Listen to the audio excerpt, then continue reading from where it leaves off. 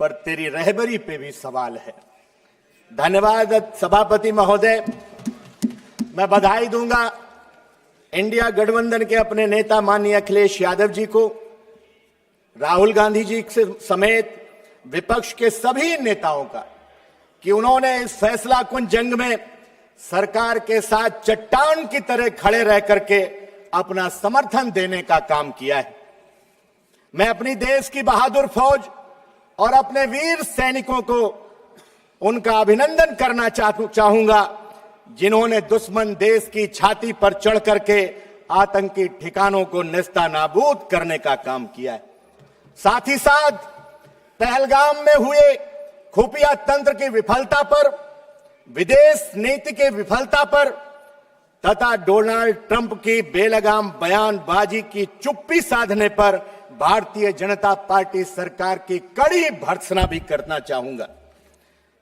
सभापति जी, पहलगाम में जो दुखद घटना हुई वो देश के माथे पर कलंक का टीका है। देश जानना चाहता है जिन्होंने हमारी बहनों का सिंदूर उजाड़ा और ये कहा कि मोदी को जाकर के बता देना उन कायरों का क्या हुआ। उनकी चुनौती को स्वीकार करके आर पार की लड़ाई लड़नी चाहिए थी। फिर बकौल रक्षा मंत्री जी चाहे पेंसिल टूटती या फिर पेन टूटता, कहीं न सबको समंदर बहा के ले जाए। ये खेल खत्म करो कश्तियां बदलने का, सियाह रात नहीं लेती नाम ढलने का, यही तो वक्त था सूरज तेरे निकलने का। आपने ऑपरेशन से पहले विपक्षी नेताओं से बात की थी, तो फिर सीज फायर से पहले विपक्ष को विश्वास में क्यों नहीं लिया? आगाज अच्छा था पर अंजाम समर्पण वाला था। कोई कह रहा था कि अभी तो इधर से कोई लंबी लंबी फेंक रहा था कि एक फोन पर रूस और यूक्रेन का युद्ध विराम हो गया, लेकिन हमें क्या पता था कि 7 समंदर पार कोई हमसे भी लंबी लंबी फेंकने वाला बैठा है जो ये कह रहा है कि हमने एक फोन करके भारत और पाक के युद्ध को रुकवाने का काम कर दिया। रक्षा मंत्री जी कह रहे थे कि शेर और मेढक से कहीं लड़ाई होती है और मेढक से लड़ने में अगर पसीना आ गया तो सोचिए जो पीछे से लड़ रहे थे उनसे अगर सामने से लड़ना होगा तो क्या होगा।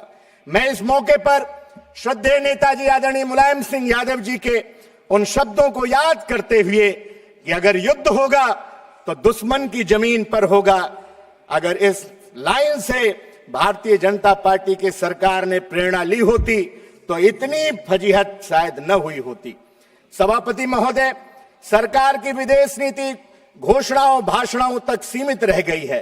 पाकिस्तान और चीन की बढ़ती नजदीकी को आपने नजरअंदाज किया। माननीय सभापति महोदय, ये समय है कि सरकार आत्ममंथन करे। विपक्ष कोई दुश्मन नहीं है बल्कि लोकतंत्र का अभिन्न स्तंभ है। हम इस सरकार से जवाब चाहते हैं।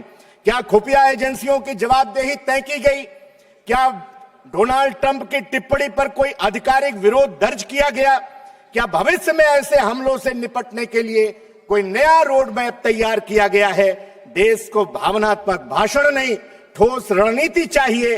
राष्ट्रवाद का दिखावा नहीं, राष्ट्रीय सुरक्षा का ठोस ढांचा चाहिए। आपने समय दिया, आपका बहुत बहुत धन्यवाद।